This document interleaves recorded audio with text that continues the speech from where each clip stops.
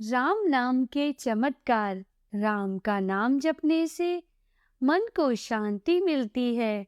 राम का नाम बार बार बोलने से भय और डर से मुक्ति मिलती है। बड़ बूढ़े बुजुर्गों की कहावत है कि राम के नाम के पत्थर तैरते हैं, क्योंकि सच में राम के नाम के पत्थर पानी में तैरे हैं। इसलिए राम के नाम में बहुत ताकत है। एक गांव में एक साधु रहता था। सारा दिन राम राम जपता रहता था, ढोलकी बजाकर कीर्तन करता रहता।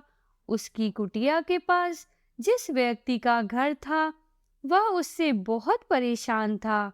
एक दिन वह व्यक्ति गुस्से में उस साधु की कुटिया में चला गया और कहने लगा कि तुम क्या रात दिन राम राम रटते रहते हो? तुम्हें तो कोई काम धंधा नहीं है, हमें तो कमाने जाना पड़ता है।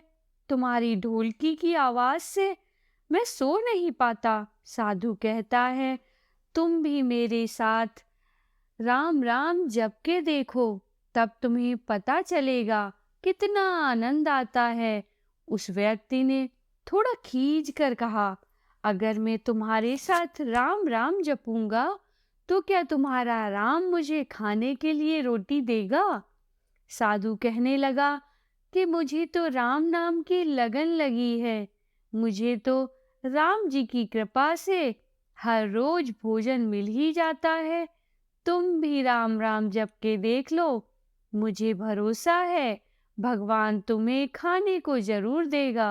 वह आदमी साधु को चुनौती देता है कि मैं तुम्हारे साथ आज राम राम का भजन करता हूँ। अगर तुम्हारे राम ने मुझे रोटी खिला दी तो सारी उम्र राम की भक्ति में लगा दूंगा। अगर नहीं खिलाई तो तुम ढोलकी बजाना बंद कर दोगे।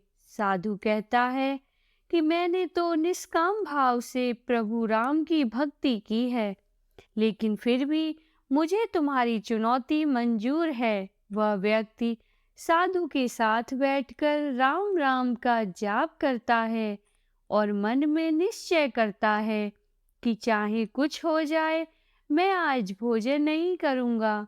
देखता हूँ इसका राम मुझे कैसे भोजन कराता है। राम राम का भजन करने के बाद वह सोचता है कि अगर मैं घर जाता हूँ तो मेरी माँ और बीवी मुझे खाने को कहेंगे और मुझे रोटी खानी पड़ सकती है, लेकिन मुझे साधु को चुनौती में हराना है। इसलिए वह घर जाने की बजाय गांव के पास के जंगल में चला जाता है। जंगल में एक पेड़ पर चढ़कर बैठ जाता है। वह सोचता है कि मैं सारा दिन इस पेड़ से उतरूंगा ही नहीं, अन्न का दाना भी नहीं खाऊंगा। इस तरह मैं साधु को हरा दूंगा और उसका ढोलकी बजाना बंद हो जाएगा।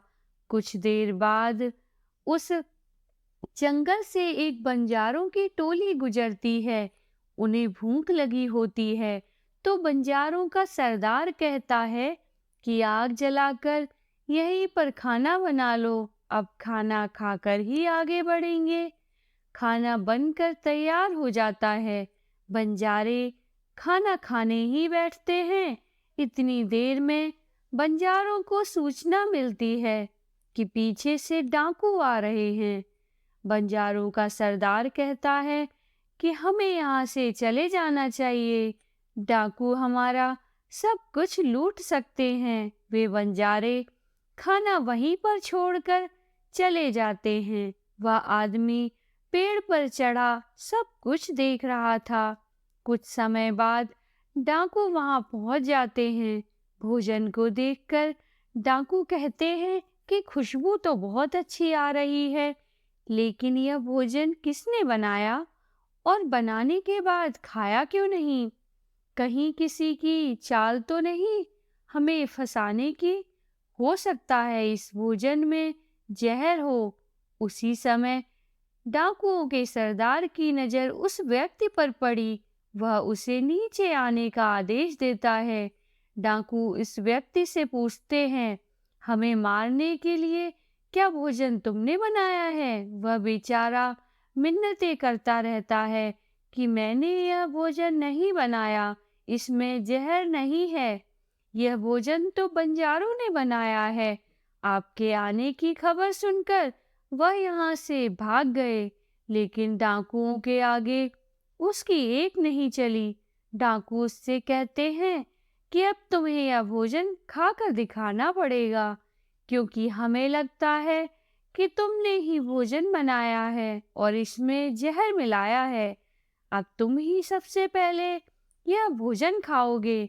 वह जिद पर अड़ा रहता है, मैं यह भोजन नहीं खाऊंगा, किसी कीमत पर नहीं खाऊंगा। डाकुओं का शक और गहरा हो जाता है। वे बंदूक की नोक उसके सिर पर रखकर कहते हैं, तुझे या तो भोजन खाना पड़ेगा, नहीं तो गोली खानी पड़ेगी।